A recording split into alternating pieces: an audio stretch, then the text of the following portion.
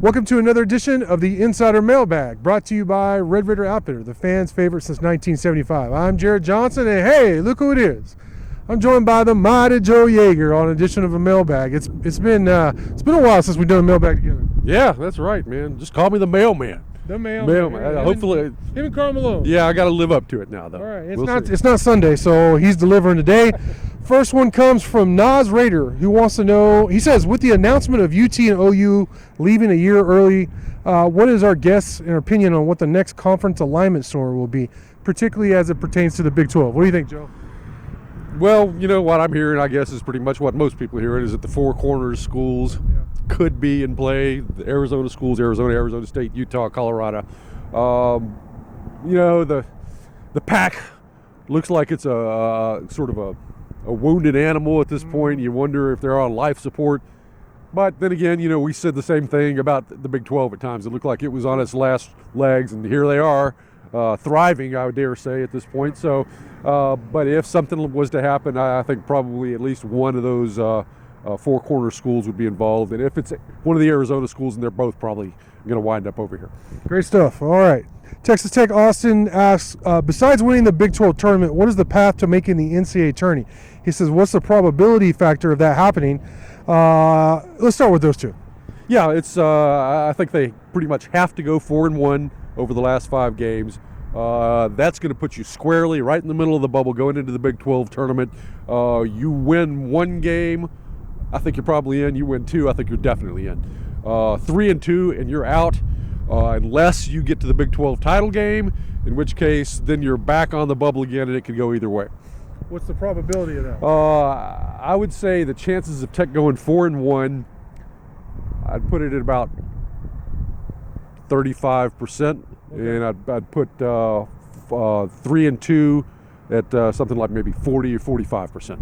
To me, man, the key might be this weekend against West Virginia and Morgantown. I think that's a big one. 11 a.m. Tip-off, by the way. And then Texas Tech also wants to know, has Adams done enough to save his job? I think this is a great question. And if not, what is the minimum number of wins it would take? Yeah, I put the magic number a while back at 4 Big 12 wins to put himself in pretty good position.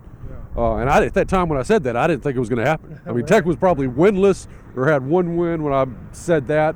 And I wasn't seeing too many more wins. And then lo and behold, what happened has happened. And so now you're sitting at 3 wins. I think it's highly, highly likely that Adams now at this point is going to be around next year. Yeah, I think he is too. I think that Texas win might have sealed the deal. But they didn't ask us. We'll have to see how it plays out for sure. TTU Braves Rock wants to know, is the home crowd a bigger factor in football or basketball? He said in general, and then more specifically Jones and USA. I think this is a really good question. I've kind of gone back and forth on this, Joe. What do you think? Yeah. Well, obviously the crowds at football games are a heck of a lot larger, usually. Right. Usually. But, you know, I think the advantage is probably stronger in basketball because you're in an enclosed environment as opposed to usually an open stadium. Yeah. So the sound is trapped. And if you've been down on the floor, which we used to be in the media here at the USA for games, when that place is rocking, it's like the sound is a physical weight coming down on you. It just crushes you almost down into your seat, and because the fans are so much closer to the players, and maybe more important than that, to the officials. Yeah. There's just no way that they cannot have an impact. So I would say in general, probably a little bit more of an influence with basketball than football. And, you know, the basketball team here at Texas Tech has been a lot better than the football team lately, so that kind of plays into it. But, I mean, hey, you can't argue with the record, you know, except for this year. Tech has been dominant in this building, and they have not been dominant in the Jones. So that tells you where I stand there. Yeah, I agree. I think it's huge in both. But basketball, I think the point you made about being so close, I mean, sometimes it feels like the crowd is just like leaning over the players in the court and the officials, like you said, which is another good point. So I'm going to go with basketball as well. But it's a big deal in football, too. All right, Laxative Larry wants to know, what would you and I be doing if we weren't at Inside the Red Raiders? You know, well, I mean, I'm doing something else. I'm working over at the Tech Library, so that's kind of what I'm doing. But if you're asking me what I could do, you know, I've toyed around with like opening restaurants before, but just didn't have the guts to chuck in the money into a really dangerous profession that has a high failure rate. But I mean, that would be a really cool thing to. I thought about maybe opening like a chili restaurant. It just serves different types of down home Texas red chili, and beer. So you couldn't call it Chili's though, unfortunately. No, you could not. I thought about El Comanchero. Okay. I thought that'd be a good name. So, but anyway, I ran into a lot of red tape. A book about that big from the Lubbock Better Business Bureau or a Small Business Association. I said, the heck with that, man. And so that was the end of that. For me, I'd probably, if it wasn't for my son, I'd probably be a beach bum somewhere, like a bartender, beach bum, one of those guys, like a Captain Ron type character. But obviously, it is my son. My son is here. I'd probably be a sports writer somewhere. I've been blessed to have a couple offers here in the last year and a half for what I guess would be, I don't know, bigger jobs, a little bit more money. But this is a great fit. And the way this community has supported my family and I and been there and how we've grown together, both on Inside the Red Raiders and then here in Lubbock, what a great place it is. Right now, it's a great fit for my family. So I can't imagine being anywhere else. Get Your Ass to Mars wants to know what are the staff's favorite Valentine's Day spot in Lubbock is and most exciting 2023 high school offensive line recruit. Well, in terms of Valentine's, my favorite spot is my house because we've talked about it. It's crowded. Everybody goes out. The food isn't as good for a number of reasons. Yeah, I mean, my favorite spot is the house. Yeah, that's generally true. I mean, I think a lot of the times they're expecting. Well, they're not expecting because they have reservations. For everybody coming in on Valentine's Day, and I know for a fact that a lot of restaurants do a lot of pre-cooking and pre-packaging of meals. So what you're getting is not their top-end product. So generally speaking, not too wild about going out on Valentine's Day. But there used to be a place called the Frenchman Inn in Lubbock, which was knocked out when the Market Street opened on 19th and Quaker. And that was the exception to the rule. That place was so good, and I really miss it. All right. Most exciting offensive line recruit. I'm just going to stay local and go with Caden Carr. Big dude, mauler, masher, out of Lubbock Cooper. I really like him. What do you think? Oh, I'd go along with that as well. Okay.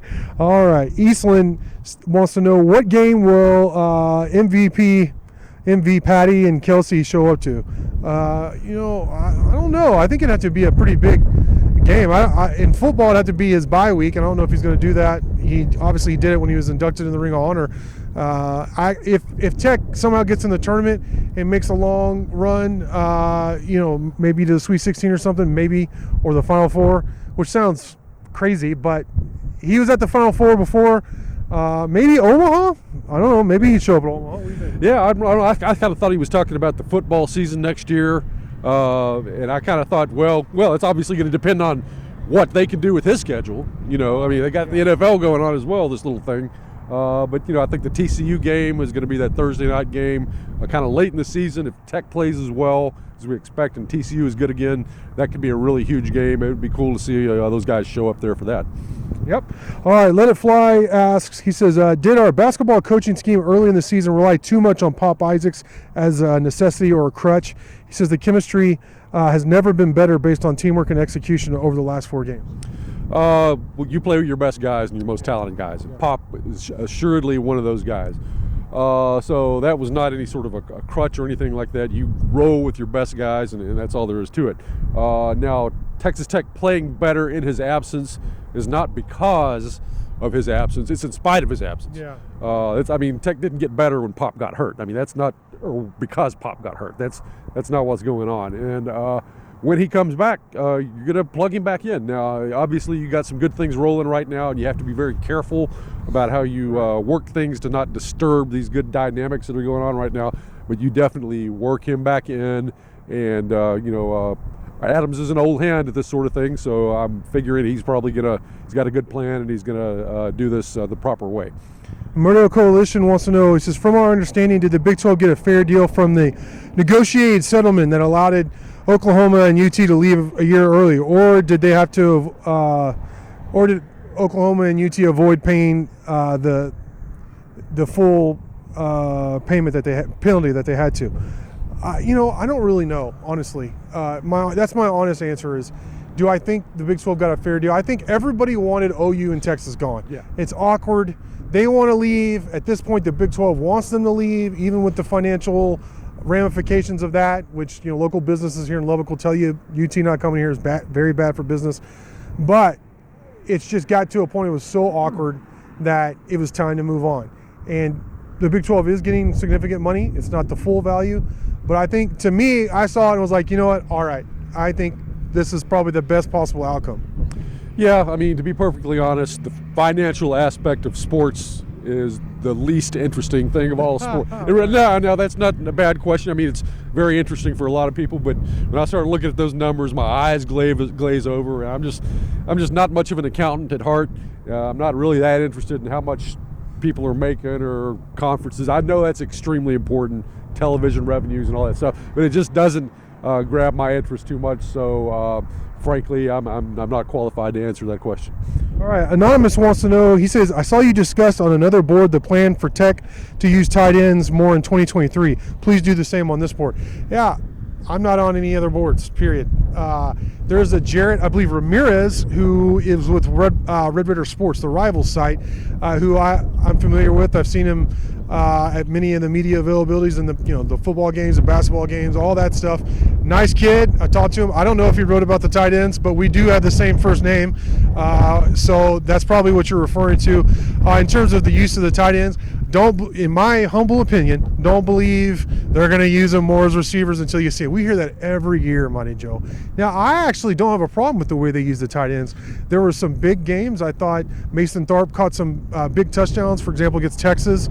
Baylor Cup, too, had some nice receiving days. And I think they've been utilized very well in the running game. They are the tip of the spear in terms of like the lead blocker, how they motion and get things, defenses in certain situations that are favorable in terms of in the running game. So I have no problem with the way Zach Kidley used tight ends last year.